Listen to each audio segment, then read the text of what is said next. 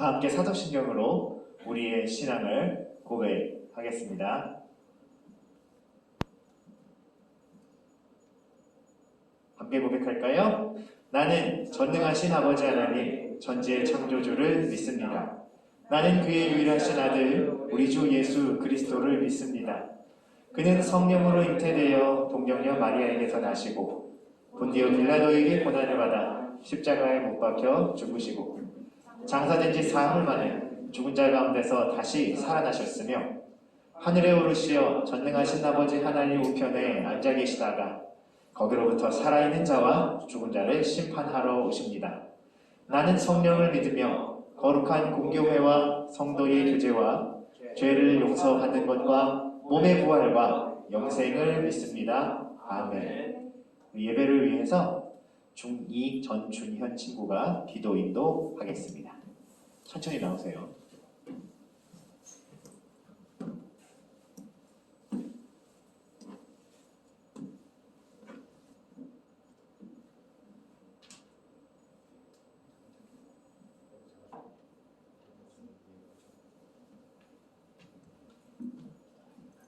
기도하겠습니다. 하나님, 저희들이 이 시간 여기에 다 같이 모여서 다 같이 예배드릴 수 있게 해주셔서 감사드립니다. 너무 오랫동안 함께 만나서 예배드리지 못했는데 하루빨리 인류가 코로나를 이겨내고 자유롭게 만나고 매일 학교에 갈 수 있도록 하나님께서 도와주세요. 지금은 사순절 기간입니다. 예수님께서 십자가에 못 박혀 돌아가시고 부활하시기 전 40일간을 기억하며 저녁 시간마다 찐텐 바이블을 통해 은혜 받게 해주셔서 감사합니다. 예수님이 이 땅에 오신 의미를 다시 한번 생각하게 하시고 더 많은 중등부 친구들이 이 시간에 참여할 수 있도록 도와주세요. 우리를 이끌어주시는 이재규 목사님과 여러 선생님들을 축복해 주시고 목사님과 선생님들이 늘 강건하기를 기도합니다. 모든 것에 감사하며 예수님의 이름으로 기도합니다. 아멘.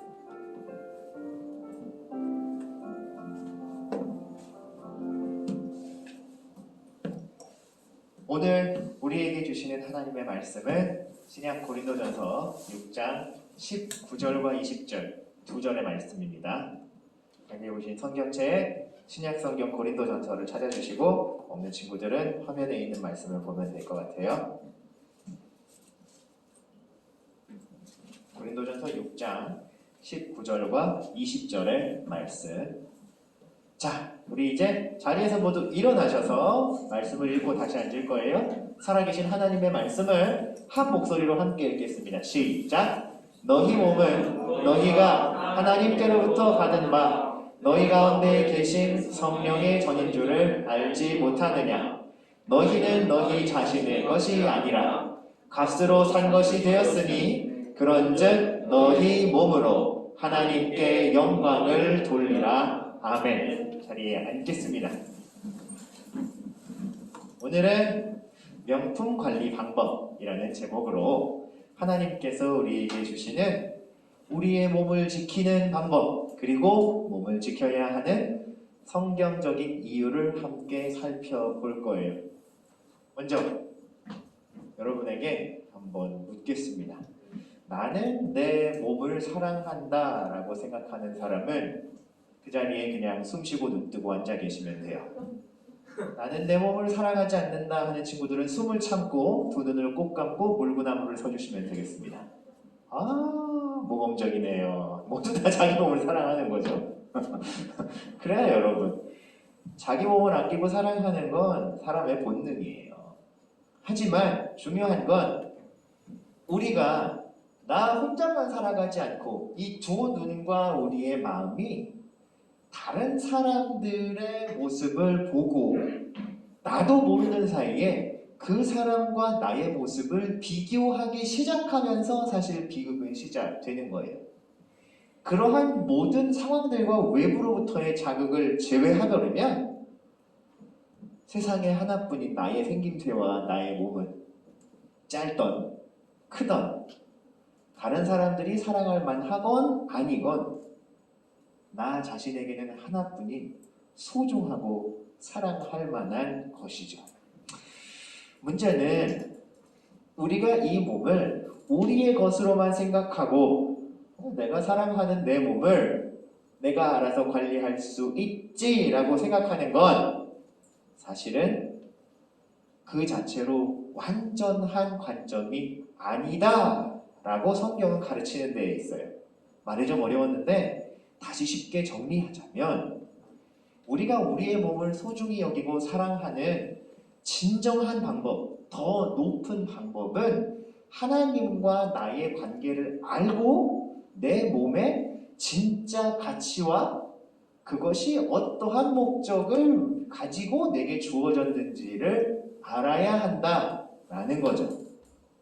그래서 오늘 설교의 제목이 명품 관리 방법이라는 거예요.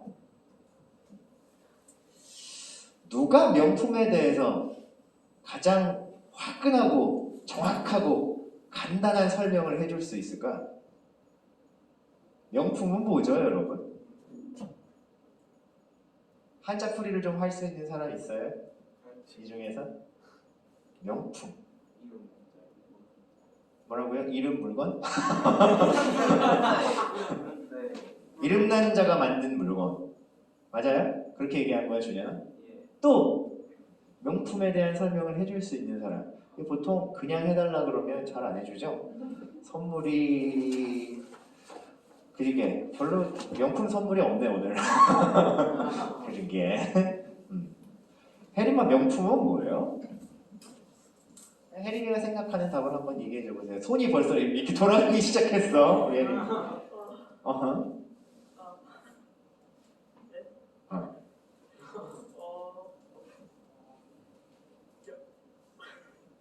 명품은 네.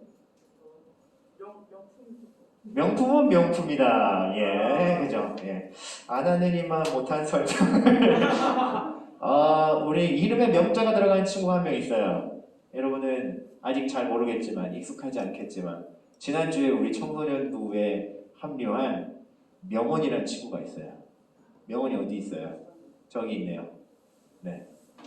명원아, 명품은 뭐예요?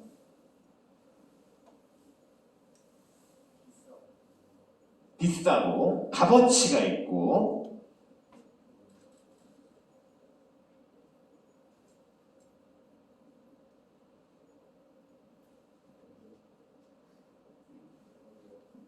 그러게요. 그죠? 비싸고 값어치가 있는 물건. 여러분, 여러분의 설명들이 다 그 명품의 범주 안에 있어요. 잘 설명했어. 이것들을 모두 통합해서 그 엑기스를 뽑아내보면 뭐예요, 여러분? 비싸고 값어치가 있는데 그 값어치가 어디서부터 나오는 거예요? 물건을 만든 사람. 누가 그 물건을 만들었는가?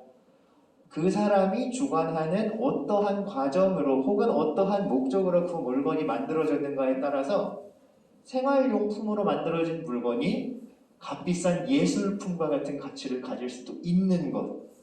이것이 명품의 본질이잖아요. 여러분의 몸은 명품이죠. 네. 기가 막히죠. 아침에 거울 볼 때마다. 그죠? 기가 막혀서 진짜 이거 어떻게 이렇게 농담이에요. 네, 농담이에요. 그렇게 생각하는 친구 있다면 생각을 바꾸길 바래요. 여러분의 몸과 여러분의 얼굴과 여러분의 존재는 명품이에요. 그런데 명품을 설명하는 정의에 비추어 보자면 내가 이 세상을 살아가기 위해서 필요한 실제적인 존재, 몸뚱이 이상의 의미와 가치가 우리 몸에는 있다는 거죠. 왜요? 우리의 몸을 만드신 하나님께서는 하나님의 형상을 따라 하나님을 닮은 모습으로 우리를 지으셨고 지으신 분의 가치가 그분보다 더 높은 가치를 상상할 수도 없고 그분보다 더 뛰어난 장인을 생각할 수도 없는 유일한 한 분이신 창조주이시기 때문이라는 거죠. 우리가 명품이라는 사실은 우리를 지으신 하나님의 가치에 의해서 주어지는 거예요. 하나님과 우리의 관계를 조금 더 정리해서 집약적으로 살펴보기로 해요. 하나님과 사람의 관계를 이렇게 설명할 수 있는데 성경 말씀에 나오는 많은 말씀들과 사건들, 그분을 만난 사람들과의 이야기를 통해서 뽑아낼 수 있는 하나님과 사람의 관계는 세 가지로 정리해 볼 수 있어요. 첫 번째는 생육하고 번성하라 라고 말씀하시던 하나님의 명령, 즉 살아내라, 살아서 생기 있게 활활 넘쳐라 라고 하시는 살아내라는 명령, 바로 생명이에요. 한자의 목숨 명자는 조금 다른 의미로 쓰이지만 성경에서 말하는 하나님의 첫 번째 명령은 우리에게 그 코에 생기를 불어넣으시고 살아내라. 어떻게? 펄펄 뛰는 화로처럼 살아내라. 그리고 마음껏 너의 생을 누려라 라고 하시는 바로 생명의 관계가 우리와 하나님의 첫 번째 관계라는 거죠. 두 번째 관계가 있어요. 같이 읽어볼까요? 시작! 그것을 지켜라. 한 번만 더 시작! 그것을 지켜라. 하나님께서는 우리에게 생명을 주시고 난 후에 칠랄레 팔랄레 네 마음대로 살아도 상관없다라고 말씀하신 게 아니에요. 어떻게 살라고 하셨을까? 지켜야 될 약속들을 주셨어요. 하나님을 섬기고 그분의 뜻을 따라 살아가며 이웃을 사랑하고 섬기고 선을 행하고 악을 멀리 하여라. 그 안에서 너에게 준 생명이 더 풍성해져서 나 혼자서만 누리는 생명이 아닌, 여러분 모두 함께 하나님의 풍성한 생명을 누리는 나라가 어딜까? 하나님 나라죠. 맞아요. 틀려요. 모두 함께 하나님의 풍성한 생명을 누리는 곳이 하나님 나라예요. 하나님 나라의 본질은 내가 죽어서 내가 가는 나라가 아니라 하나님을 사랑하고 섬기는 모든 사람이 함께 누리는 곳, 함께 찬양하는 곳, 함께 하나님을 만나는 곳에 있어요. 하나님 나라는 내가 가는 곳인 것이 맞지만 그곳에 가면 내가 아닌 하나님의 모든 백성으로 그분을 만나게 되는 곳이에요. 그래서 하나님은 우리가 살아가야 하는 우리의 생명을 더 풍성하게 해줄 약속과 규칙들을 주신 거예요. 절대로 오해하지 마세요. 야, 너희네 이거 안 지키면 뒤진다. 이러고 주신 게 아니라고. 생명을 풍성하게 누리기 위해선 하나님의 규칙과 울타리 안에 거해야 되는데 그 울타리를 정해 주신 게 계명이라고 규칙이에요. 이해가 되죠? 네. 마지막 세 번째 하나님과 우리의 관계는 무엇일까? 같이 한번 읽어봅시다. 시작! 내 증인이 되라. 그죠? 내 증인이 되라. 마태복음의 마지막 장에도 나오고 예수님의 제자들과 사도들이 모두 예수님께로부터 받아 그들의 제자들과 교회의 성도들에게 전파한 내용은 하나님이 하신 일을 알려라. 하나님이 세상을 사랑하셔서 독생자를 주셨는데 그 독생자가 우리를 위해 죽었다가 살아나셨네? 그분을 믿으면 우리는 죽지만 죽지 않고 낙심하지만 완전히 절망하지 않고 소망을 가지고 세상에서는 멸시와 천대를 받아도 심령이 가난하고 애통하고 의에 줄이고 목마른 자가 되어 하나님의 은혜와 그분의 보살피심을 받게 될 것이다 라는 사실을 알리며 살아라. 그래서 내가 나의 인생에서 가장 소중하고 가장 뜨겁게 해야 할 일, 사명을 주시는 거죠. 미션을 주신 거예요. 쉽게 말하면 우리가 예수님을 영접하고 구원을 얻은 그 즉시부터 우리에게는 패시브 미션이 걸리는 거야. 모바일 게임하는 친구들 감이 빡 오지? 그죠? 미션이 빡 걸린 거야. 언제까지? 하나님 나라에 갈 때까지. 그쵸? 이것이 계명의 본질이에요. 근데 뭔가 내 증인이 되라 하니까 뭔가 이 짤이 머릿속에 떠오르는 우리 애니메 타쿠들이 좀 있을 거예요. 나도 왠지 이 짤을 한번 넣어줘야 될 것 같았어. 내 동료가 되라. 그죠? 내 증인이 되라. 예수님께서는 우리 모두를 당신의 친구이자 당신의 증인으로 부르신 거예요. 이해하기 쉬우라고 넣은 거예요. 아셨죠?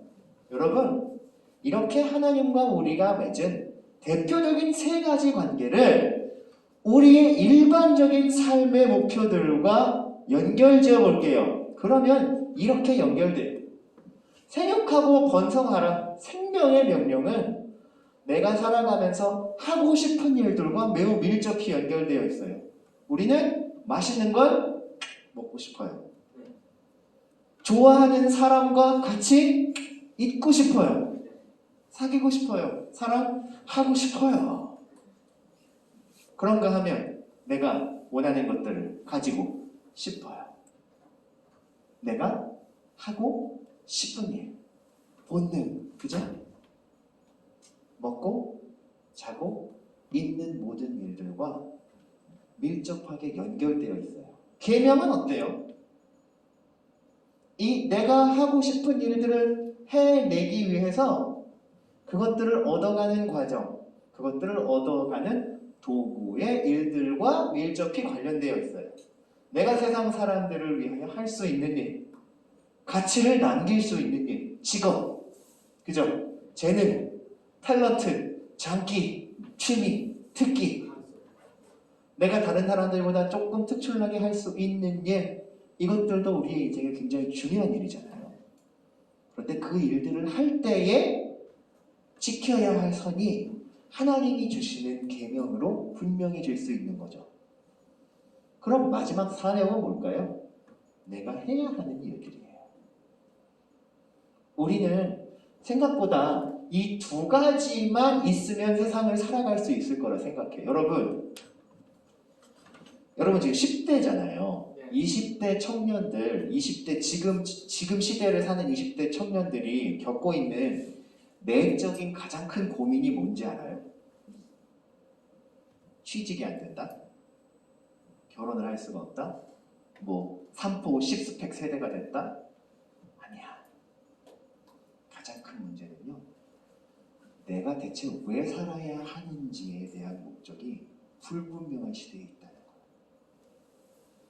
자기 인생을 걸어서 이게 아니면 진짜 안 되는, 진짜로 자기 열정을 한번 걸어보고 싶은 일이 뭔지를 모르겠는 거야. 그 일에 공무원 시험 이걸 그냥 걸기엔 너무 허무한 거야.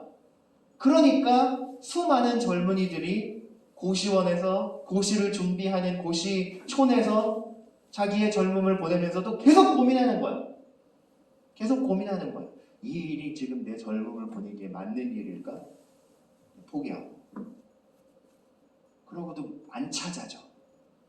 무언가를 위해서 직업보다 뛰어난, 내가 물질적으로 여유가 생기는 것보다 더 나의 막 가슴을 뛰게 하는, 그래, 가슴을 뛰게 하는 그 일, 이건 못 찾으면 사람의 인생이 갈 방향을 잃어버린다니까.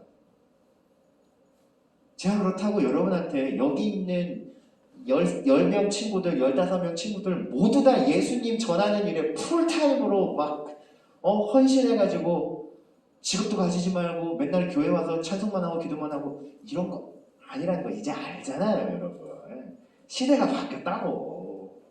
여러분이 예수 그리스도의 심장을 가지고 살아가되 각자의 재능과 하고 싶은 일을 꽃 피우며 여러분에게 주신 고유한 사명들을 찾아서, 그 미션을 찾아서, 누군가는 인터넷 전문가로, 누군가는 정보 전문가로, 누군가는 피지컬 전문가로, 누군가는 글을 쓰고 공부하고 다른 사람들을 가르치는 전문가로, 누군가는 힘들고 눈물 흘리고 삶에서 목적과 방향을 찾지 못하는 사람들을 위로하고 섬기는 일로 여러분의 역할을 다하며 하나님 사랑을 전하라는 게 내가 해야 하는 일, 이 세상을 살아가며 전해야 하는 예수 그리스도의 복음과 딱 결부될 때, 여러분의 삶이 언제 뜨거워지고 언제 행복감과 성취감을 느끼게 된다고 생각하나요? 지금은 대부분의 친구들이 공부하는 학생들이기 때문에 여러분이 열심히 공부해서 원하는 성적과 결과를 얻었을 때 성취감을 느끼게 되는 게 맞아요. 그런데 그 다음에 성적으로 공부하는 성실성으로 여러분의 그레이드를 평가하는 기관을 졸업한 뒤에는 어쩔 건데 그 뒤에는 어디서 성취감을 찾을래요? 어디서 여러분의 목적을 찾을래요? 어디서 여러분의 가슴 뛰게 하는 일, 여러분의 시간과 열정과 여러분의 수고를 희생할 수 있는 일을 찾을래요? 답은 간단해요. 내가 해야 할 일을 알게 되었을 때 가장 행복할 거예요. 내가 뭘 하며 살아야겠다. 진짜예요. 그래서 여러분과 하나님의 관계, 하나님이 우리에게 주신 이 세 가지의 명령과 우리가 세상을 살아가며 하게 되는 일들은 뗄래야 뗄 수 없는 관계에 있어요. 우리의 인생은 뿐만 아니라 우리의 인생을 가장 실제로 살아가는 우리의 몸은 이처럼 중요한 하나님의 명령과 그리고 하나님의 계획으로 채워져 있는 거죠. 자, 여기까지 이해를 하셨다면 이제 오늘 본문으로 다시 돌아와서 이렇게나 소중하고 명품인 사람의 인생, 사람의 몸에 찾아오는 문제들이 분명히 있겠죠. 어려움들이 있을 거라고.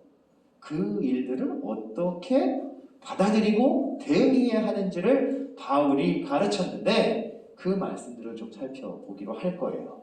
자, 살펴본 것처럼 나의 몸은 하나님이 주신 생명, 계명, 사명을 지켜내는 구체적인 대상입니다. 머릿속으로만 하나님의 생명, 계명, 사명을 생각하고 지켜낼 수가 없어요. 하나님의 말씀을 들었으면 하나님의 말씀을 읽어야죠. 귀로 듣죠. 눈으로 읽잖아. 그리고 나서는 입으로 따라내잖아. 그 다음에 중요한 게 있죠. 손과 발로 그 말씀을 따라 살아내야 돼요. 그렇다면 가장 중요한 하나님의 명령들을 지켜내는 구체적 대상은 어디예요? 여기예요. 여기예요. 여기예요. 몸은 그렇게나 중요한 거예요. 그 다음 문장을 저와 같이 읽어볼까요? 시작! 내 몸이지만 내 것이 아니라 귀하게 받은 것입니다. 하나님께로부터 받은 몸이라는 거죠. 왜? 우리의 몸, 우리의 인생이 해 나가야 할 세 가지의 명령과 우리가 해야 할 일들이 너무 밀접하게 결부되어 있거든. 하나님과 우리의 관계는 뗄래야 뗄 수 없을 만큼 밀접하거든. 그래서 하나님께서 그 모든 계획과 하나님의 기대를 얻고 기대를 불어 넣으셔서 생명을 주시고 계명을 주시고 사명을 주신 우리의 몸은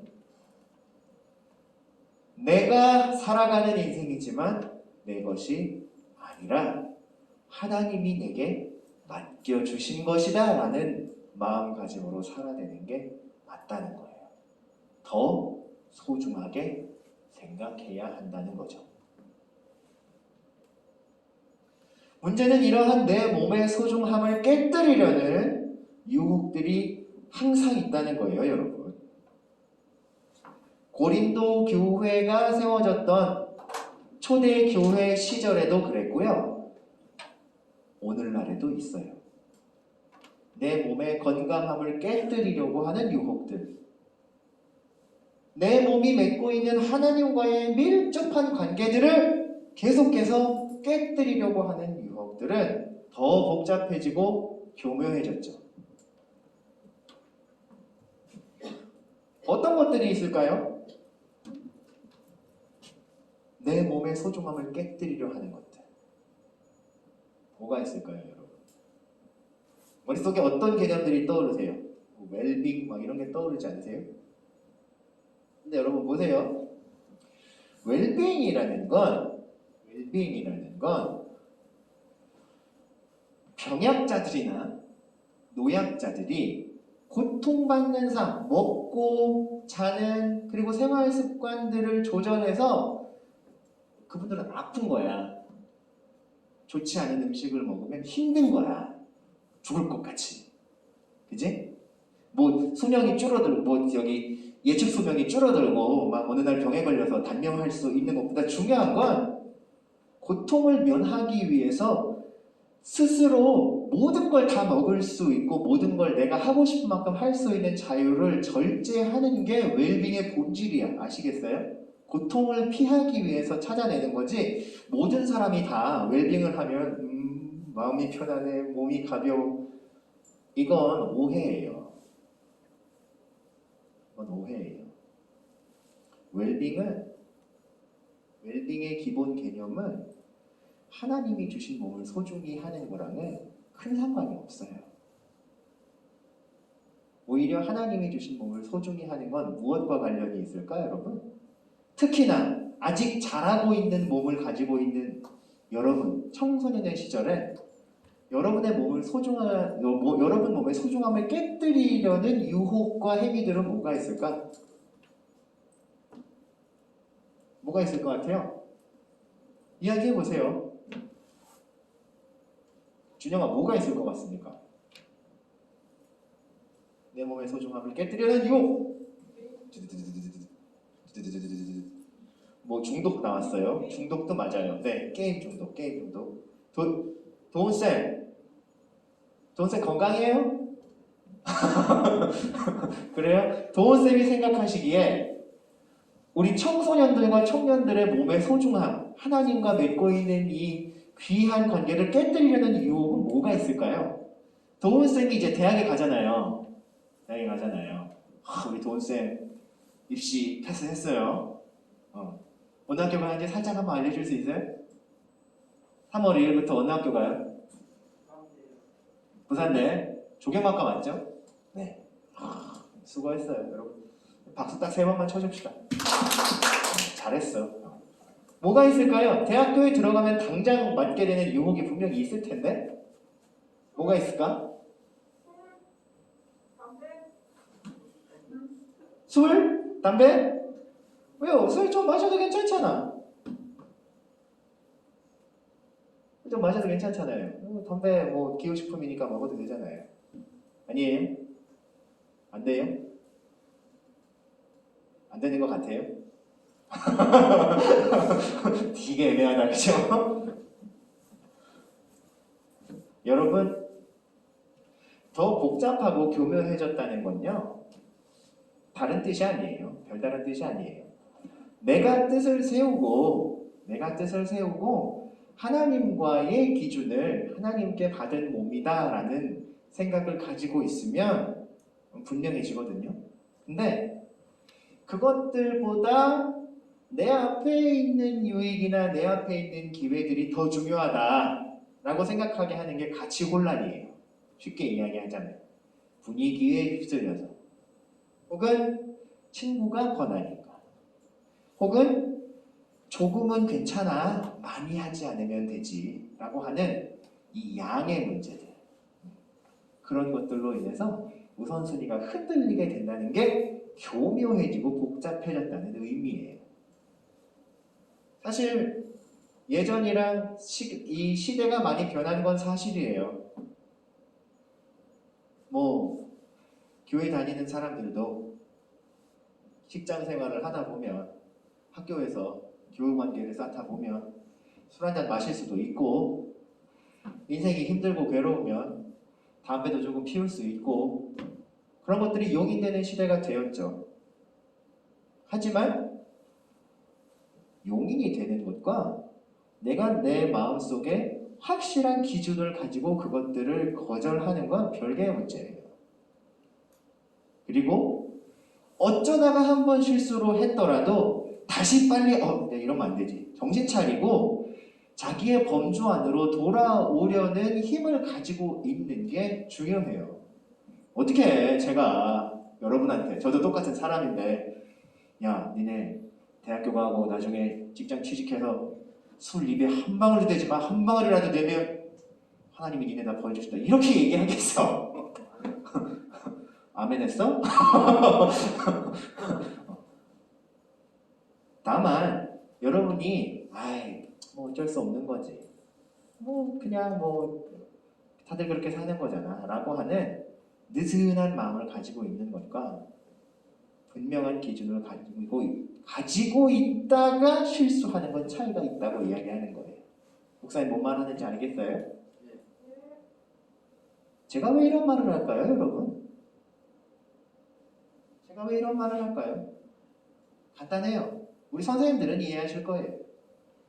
누구나 그런 실수를 저지를 수 있기 때문이에요. 선생님들도 그렇고 저도 그렇고 여러분도 마찬가지예요. 하지만 우리는 오늘 말씀을 통하여서 하나님이 우리에게 주시는 분명한 기준과 내가 하나님의 명령을 믿고 따르는 자로서 보여야 되는 충성에 대해서 이야기하고 있는 거예요. 유혹은 은밀하게 다가와요. 비단 술, 담배의 문제들만이 아니야. 더 깊은 문제들도 있어요, 여러분. 약물 중독, 아까 게임 중독 얘기하셨는데 약물 중독 은밀하잖아요. 그죠? 대놓고 야 우리 다 같이 약물하러 가자 이런 분위기의 사연 아니잖아요 지금. 그죠? 그죠? 성적인 음란함. 그죠? 그냥 정확하게 구체적인 행동을 가지고 이야기해 줄게요. 성적인 자극을 주는 영상 매체들 있죠? 그런 거 볼 때 여기 있는 남자친구들이나 여자친구들 엄마 저 잠깐만 성적인 자극을 주는 영상 좀 보고 올게요 이러고 공개 안 하잖아요. 은밀하게 보죠. 그죠? 유혹이 은밀하게 다가온다는 걸 좀 아셔야 돼요, 여러분. 그리고 나에게도 그 은밀함을 지킬 것을 요구해요. 이게 핀트가 조금 오늘 우리가 이야기하는 몸 이야기랑은 조금 다르지만 은밀하게 다가오는 유혹에 대해서만 잠깐 이야기를 다른 거로 돌려보자면 요즘 사회적으로 가장 이슈가 되는 문제 뭐예요? 학폭이죠. 학폭 이슈 이거 학투인가? 학투라 그러나요? 학폭? 알았어. 화내지 말고. 근데 여러분 그 학폭의 사건들의 가장 그 민감한 부분, 사람들이 가장 충격받는 부분이 뭐예요? 그들은 밝히지 않았다는 거예요. 가해자들이 밝히고 있지 않았다는 거죠. 심지어 피해자들에게도 말 안 듣는다 라고 침묵을 요구했다는 거예요. 근데 시대가 바뀌었거든요. 피해자들이 더 이상 침묵하지 않아요.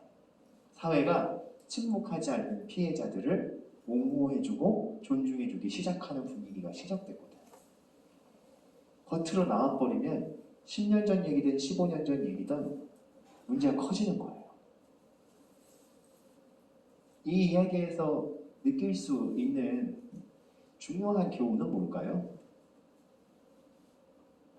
완전한 은밀함은 없다는 거야. 알겠어요? 다시 우리 이야기로 돌아와 봅시다. 유혹이 들어와서 내가 그 유혹에 잠깐 타협했어. 나도 은밀하게 내가 취하려는 어떤 음란함 혹은 어떤 육신의 즐거움 잠깐 줄 수 있는 이게 카메라에 찍히는 거를 아무튼 약물이 주는 어떤 그런 즐거움을 잠깐 느꼈어. 만약에 내가 다른 사람들한테 알리지 않으면 아무도 모를 것 같잖아요. 고린도전서 6장 19절의 말씀을 새 번역 성경의 구절로 이렇게 풀어 써놨어요. 우리 말씀을 차근차근 다 같이 한 목소리로 한번 읽어봅시다. 시작! 여러분의 몸은 여러분 안에 계신 성령의 성전이라는 것을 알지 못합니까? 여러분은 성령을 하나님으로부터 받아 모시고 있습니다. 여러분은 여러분 자신의 것이 아닙니다. 아무리 은밀한 일을 은밀하게 했더라도 내가 알고 내 속에 계신 성령님이 하신다. 그 사실을 기억하면 유혹에 넘어가서 그 일을 하려던 마지막 순간에도 그 손을 멈출 수 있어요, 여러분. 하나님이 보고 계신다. 내 안에 성령이 내가 하는 일을 알고 계신다라는 생각이 있다면, 여러분, 우리는 원래 죄를 멀리하고 죄를 이겨낼 수 없던 존재들이에요. 그런데 예수님께서 십자가에 달려 죽으시면서 우리와 죄의 그 끈끈한 관계를 끊어버리셨거든. 그래서 죄와 상관없게 되는 의로움을 선택할 수 있게 된 거야. 이건 예수님 믿는 사람들만의 특권이다.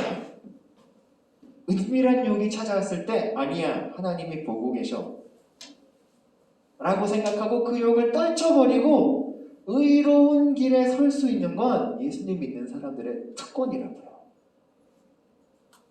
그래서 우리는 하나님의 무너지지 않는 견고한 집 위에 털을 닦은 하나님의 자녀들로 살아갈 수 있게 되는 거예요.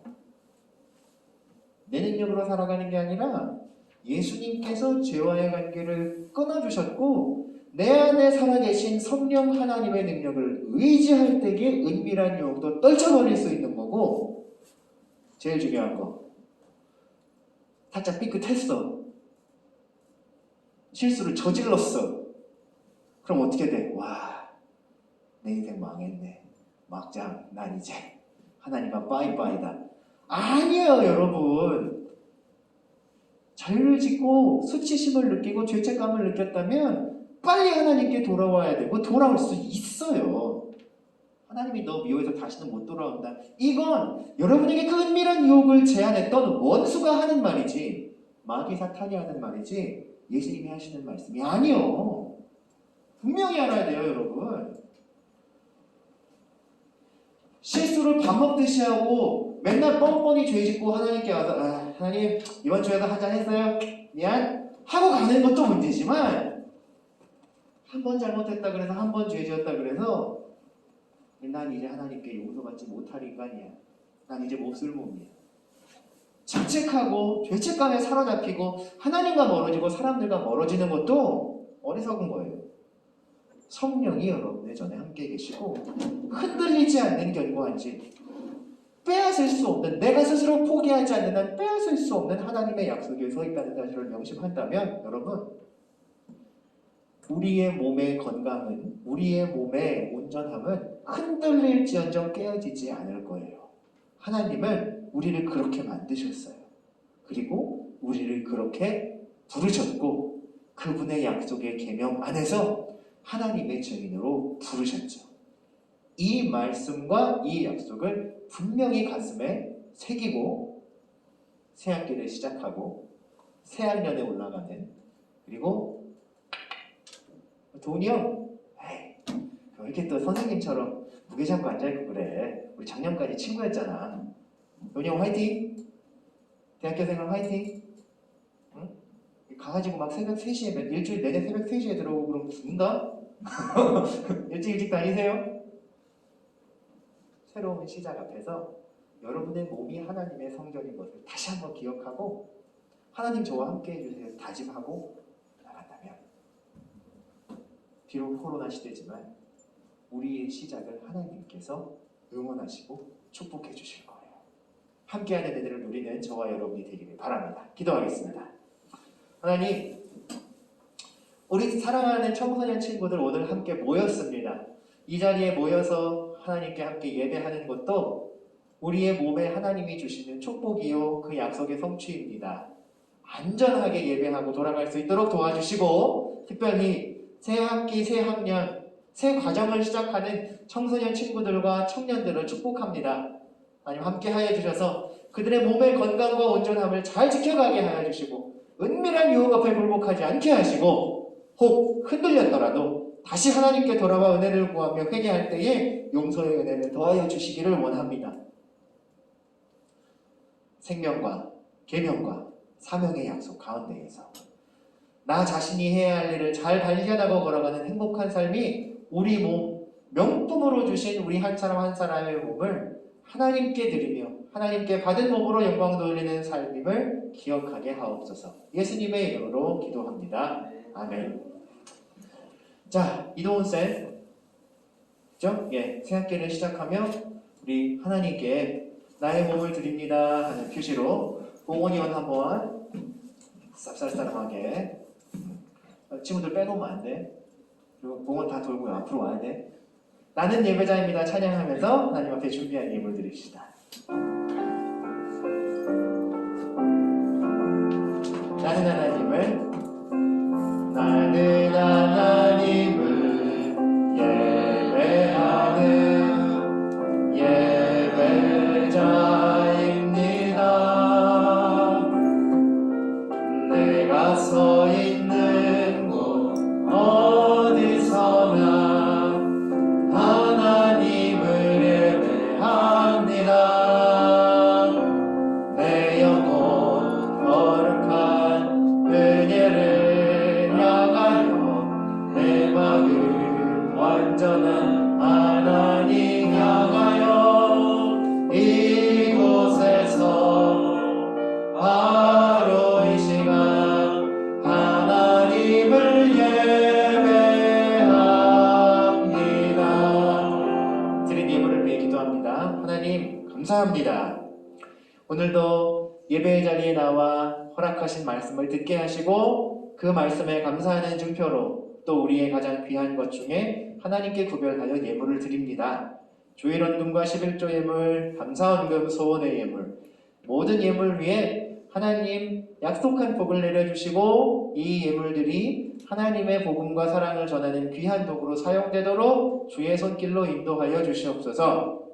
청소년의 시절부터 청년의 시절부터 하나님의 것을 귀하게 구별하여 기쁘게 드리는 올바른 신앙 습관 가지는 청소년 친구들이 되기를 축복합니다. 저들의 학업 위에도 건강 위에도 복 주시고 그들의 몸에 복 주셔서 유혹에 빠지지 아니하고 유혹에 흔들릴 때에도 다시 하나님께로 돌아올 수 있는 거룩한 성령의 전 되게 하여 주시옵소서. 예수님의 이름으로 기도드립니다. 아멘.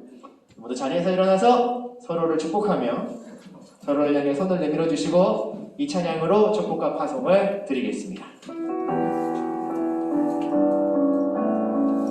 뒤돌아서 너는 그리스도의 편지라 너는 그리스도의 향기라 하나님 앞에서 그리스도의 향기니 너를 통해 생명이 흘러가리 너를 통해 사랑이 흘러가리. 자, 옆 앞뒤에 있는 사람 3사람 이상과 피스팅으로 악수 인사해 주세요. 건강해라.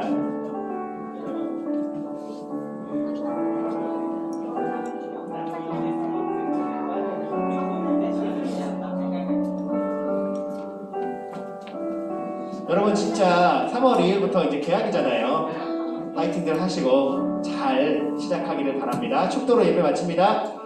주 예수 그리스도의 은혜와 하나님의 사랑과 성령의 교통하심이 새로운 출발 앞에 서 있는 그리고 온전한 하나님의 몸, 하나님이 주신 거룩한 성전을 잘 지켜가며 이 시작을 감당하기 원하는 사랑하는 청소년 친구들과 저들을 섬기는 선생님들 위해 그리고 저들의 모든 가정 위에 이제와 영원토록 함께 계실지어다. 아멘. 예배 마쳤고요. 잠깐 광고할 거예요. 자리에 앉아주세요.